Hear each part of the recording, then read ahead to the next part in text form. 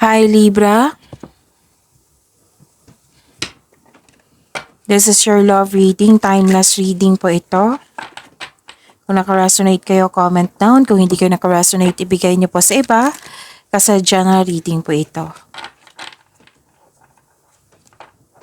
Kung gusto niyo pa ng video reading, recording po sa inyong love life, marami po dito sa second channel natin, Love Jove. Oo, sa mga hindi pa nakasubscribe sa channel natin, makikita niyo po ang subscribe button dito sa baba ng video. So baka gusto nyo pong i-click nyan or itap yung bell notification para malaman nyo na may bago kayong video o video reading sa love life po. So kasi soon hindi na ako mag-a-announce or magpo-post dito sa main account natin. So, yun. Isipin nyo po yung person nyo ngayon. Pwedeng maliligaw nyo or crush nyo or loss of connection sa isang tao. Basta may nangyaring connection. Noon man ito or ngayon.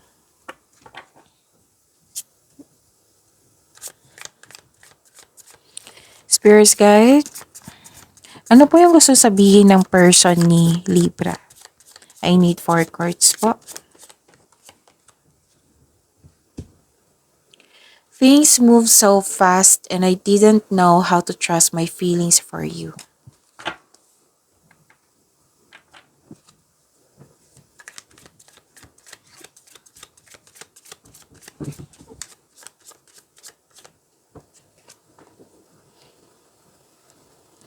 Maybe we are better off separated.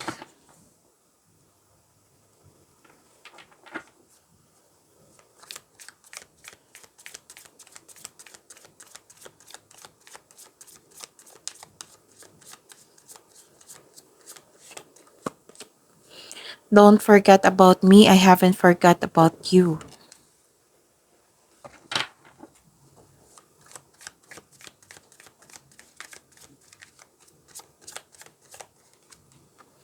Our connection is complicated. There are issues out of our control.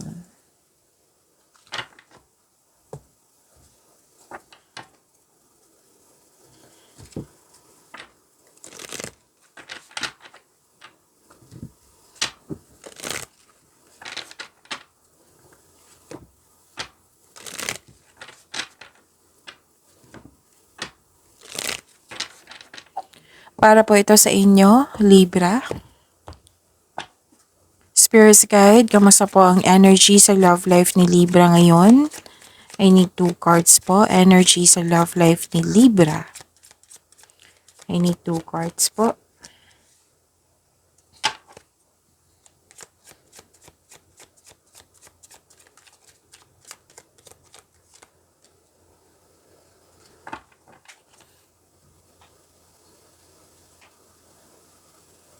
Okay.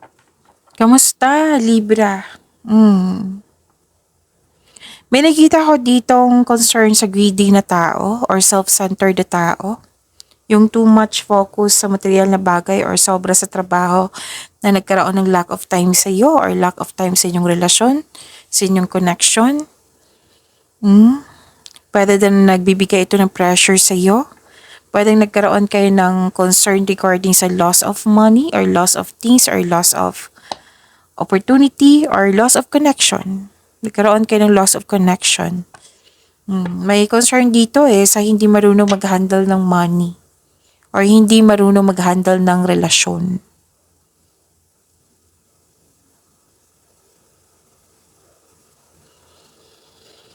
Nakikita ko dito na inability to take an action, may concern kayo sa immature na tao. Mag-ingat kayo sa yung may maluloko 2 card na po nagsabi dito na maluloko, self-centered na tao, naging toxic yung tao. Mabilis mag-react, defensive po siya. Yan yung concern. Challenges na ma-overcome sa love life ni Libra. I need 2 cards po.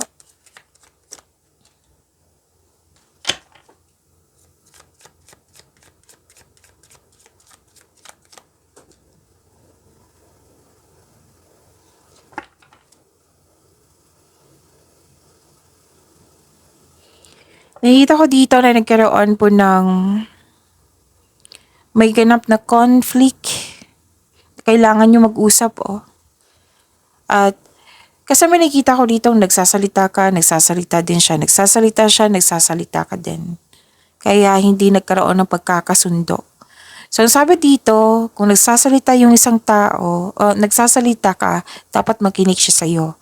Kung nagsasalita siya, dapat makinig ka sa kanya. Kailangan pag-uusap dito. Pero ma-overcome niyo to. Itong challenge na ito. Basta buong tapang mo itong harapin.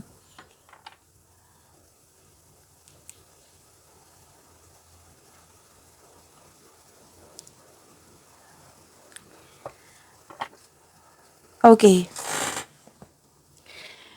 May nakita akong pag-anxiety, pag-alala dito. Kasi nga, may nangyaring conflict, right? Dalawang card na mismo nagsabi dito na communication is the key.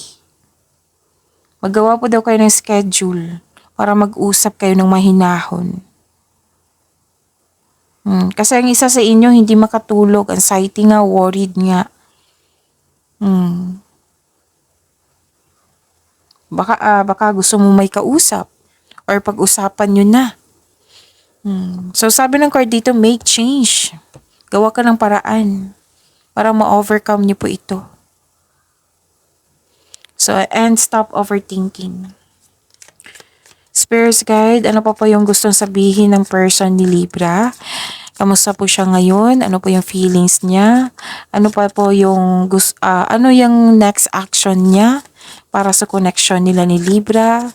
Next action ng person ni Libra po.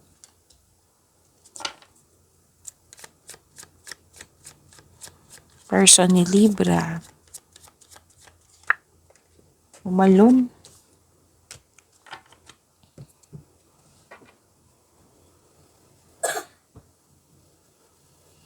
May nakita ako ditong giving up. Feeling defeated tong taong ito. Pwedeng nahiya, pwedeng lack of bravery, upset, paranoia. Yan yung nakikita ko sa kanya.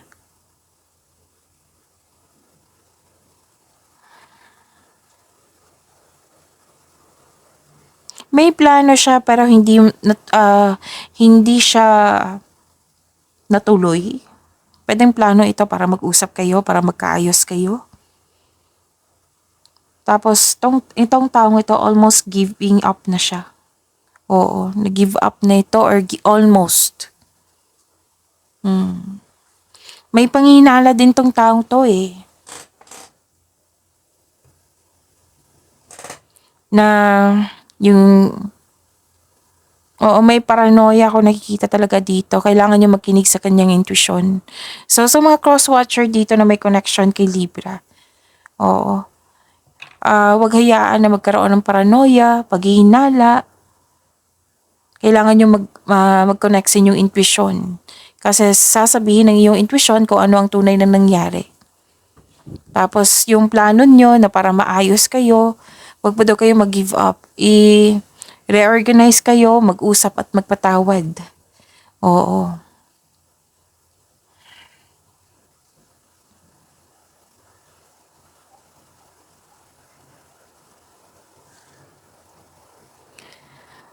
Nag-give up, burn out, sumusobra na, feeling uneasy. So, it's never too late to begin again. Dalawang card na mismo nagsabi dito, pagod siya. Hindi siya gumagawa ng solusyon. So, diba, we are asking for next action. For now, apologies. Libra, yung person nyo po, hindi po siya gumagawa ng aksyon. Hindi po siya gumagawa ng solusyon. Pagod po siya. Upset, almost giving up or give up na. Nawalan siya ng gana eh. So parehas kayo na nag-overthink pero kayo, kinakaya nyo Libra. This person is feeling trapped. So sa mga may na cross-watcher dito na may connection kay Libra, huwag niyong hayaan na makulong kayo sa inyong kalungkutan. Gawa kayo ng solusyon. Kung pagod kayo, magpahinga kayo para sa pagbalik nyo, re-energize na kayo, tapos gawa kayo ng solusyon. Kasi ang sinabi ng card nyo dito, na magkakaayos kayo kung magkakaroon ng pag-uusap, magkaroon ng schedule, magkaroon ng pag-uusap ng mahinahon. So yun, marami pa tayong video dito ha. Marami pa tayong videos dito. Baka gusto nyong panoorin. Baka makaresonate kayo. So go ahead. Maraming salamat po.